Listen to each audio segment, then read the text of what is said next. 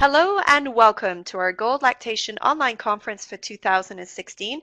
I'm Fiona Langsharp, IBCLC Public Relations Manager and MC for Gold Lactation. Well, welcome to my interview with Jodine Chase. She's going to be presenting on addressing breastfeeding discrimination in Edmonton, Alberta, Canada. Can breastfeeding-friendly projects increase public acceptance of breastfeeding in public? Hi, Jodine. How are you doing? Hello, I am well, thank you. Well, that's almost true. I know that you're a little bit sick today, so I won't take up too much of your time. I want to recuperate well before your full live presentation here with us at Gold. But I really would love if you could talk about yourself a little, if that's okay. Introduce yourself to our listening audience today. Tell them a little bit about yourself. And why don't you tell them how you got your start in breastfeeding discrimination? How did it all begin for you? What got your attention that this was an important cause? Well, I will tell you all about that, and thank you. Hopefully, I won't sneeze in the middle of this presentation and the middle of this conversation. So I was at home sitting on the couch breastfeeding one of my children, and when I read a little news article in our local Birth Issues magazine about a woman that it turned out I knew who had been told that she had to leave one of our local swimming pools because she was breastfeeding. And I was just outraged by that. There was a little phone number at the bottom, and I phoned and I found myself being asked to join a new group that was formed around this problem, the Breastfeeding Action Committee of Edmonton. And that was the beginning of a bit of a journey for us here in Edmonton around getting our city to be more breastfeeding friendly. But I also found myself really enjoying bringing my own skill set to breastfeeding support and promotion and protection.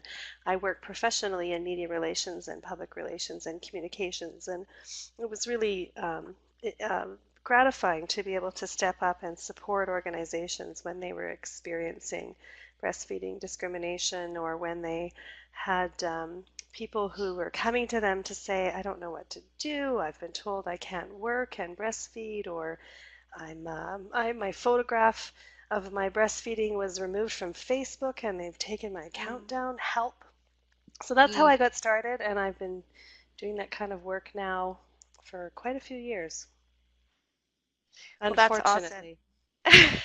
Because it would be Unfortunately nice. or fortunately. Well, unfortunately, it would be nice if for the last Yeah. 15 years we saw such a complete change that we could all retire and hang up our hats, but that's not the case. Yeah, there's that conversation too that we want to actually work ourselves out of a job. We talk about this quite a bit and the importance of, the need to, actually work ourselves out of a job, and that would be a glorious, thing if we didn't have to, provide, so much support or have a need to in this area as well. Why don't you tell us a little bit about, we're celebrating here, by the way, if I haven't mentioned that to you already, Jodine, and you haven't seen it across the airwaves, we are celebrating our 10th anniversary here at Gold, and we're very proud of that. And, as part of, this community as well, getting education out to those that work in the field is extremely important, especially on that international platform.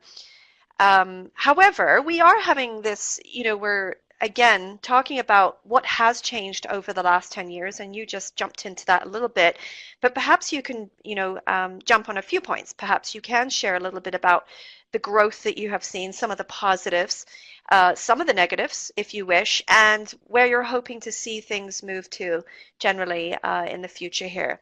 Why don't you share that with our listening audience? I will, and I'll stick specifically to the area of breastfeeding discrimination. Hmm. I think the biggest change that I have seen, and it's only been in of the last couple of years, is a recognition on the part of the bigger breastfeeding advocacy and support world that discrimination and fear of breastfeeding in public is truly an important piece of the work that we do. Like when I started out working in this area, it really felt like rights issues were a bit of a poor cousin to the need to support and promote breastfeeding. And I feel like the protection piece has come into the forefront more. Certainly in the United States, they've had some significant legislative changes around the right to have lactation rooms in the workplace, for example, and insurance coverage of breastfeeding pumps. Up here in Canada, I think we've been a little sleepier. We did a lot of our breastfeeding discrimination work beginning more than 20 years ago. And for many of our provinces, our rights legislation has been in place for long enough that we understand that breastfeeding discrimination um, is not allowed and shouldn't happen. And this is the area that fascinates me so much. Even as we strengthen these rules and regulations and put in place legislation, it seems like the number of incidents is continuing to grow. I know there are some that think that the breastfeeding discrimination incidents are rare and are blown out of proportion, and perhaps even that um, making an issue of them can contribute to the fear and concern about breastfeeding in public. But at the same time, I know others who have realized that, when we make progress on breastfeeding initiation and we put that support in place in those first few days and weeks, and women who want to breastfeed are supported to breastfeed, and there's a little bit of a, um, a gap perhaps in the continuation piece. I have noticed that when we tell women that they have the right to breastfeed, we send them out into the world. We don't really actually give them the specific support that they need perhaps to make that work for them, whether it's breastfeeding in public or when they go back to work, or even the kind of support they need to assert themselves within their family to feel comfortable breastfeeding. And at family events, I have had women tell me that they're not even free to breastfeed in their own home when there isn't family support. So in some ways, I feel that the changes are that we are recognizing the importance for that whole support, that 360-degree support that we want to be around women, and that addressing breastfeeding discrimination is becoming more important. In other ways, I feel like it's not the main reason why women have difficulty breastfeeding, and so it's still a bit of a poor cousin in the whole lactation field. Well, very well said. I I so enjoy listening to you, Jodine. You're so eloquent in, your sharings. But I know your experience has garnished you, a lot in this area. So I really appreciate you that expressing to our delegates who are listening in right now. Now, as part of what we do here too, of course, I want you just to share a little bit with our delegates about perhaps what you're looking forward to sharing about your experiences in this particular area with our delegates. Now, don't give too much away because, of course, we want everyone to come to your presentation, but why don't you pick up a couple of points and let those delegates know what they can look forward to? Sounds good. So what's really exciting for us in Edmonton is that we have received a really rare opportunity, a rare grant from our Human Rights Commission here to do education specifically around breastfeeding rights. And we've been immersed in this project now for almost 18 months, and it's been an exciting journey for us. What I'm interested in talking about and sharing with delegates is the specific pieces that we put together around breastfeeding friendly policies. So it's easy to say, every space, every public space, every facility should be breastfeeding friendly, but how do you actually make that happen? And there are some components to it.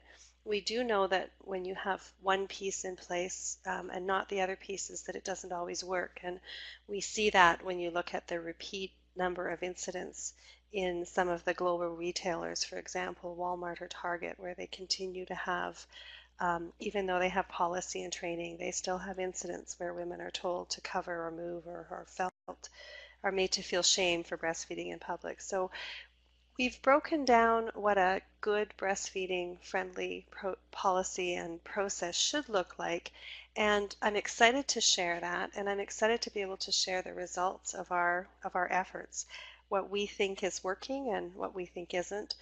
And then I'm very excited to share some news around how we're going to be going forward for what we hope is a phase 2 for this project.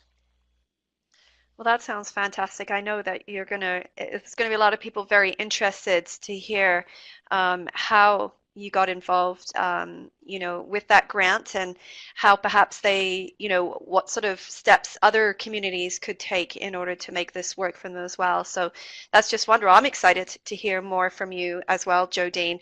But I'm afraid at this time we do need to cut it short, and we do want you to go home, or get some rest at home, I should say, and get well for your presentation. And just looking at our schedule here, we do have Jodine scheduled for Tuesday, the 3rd of May at 23 GMT time. So we'll look forward to having you all there. Thank you again, Jodine Chase, for being with us here today. Thank you, Fiona. I'm very much looking forward to it. Thank you. We are too. And thanks to our listening audience. We'll look forward to chatting with you all again. Bye-bye for now.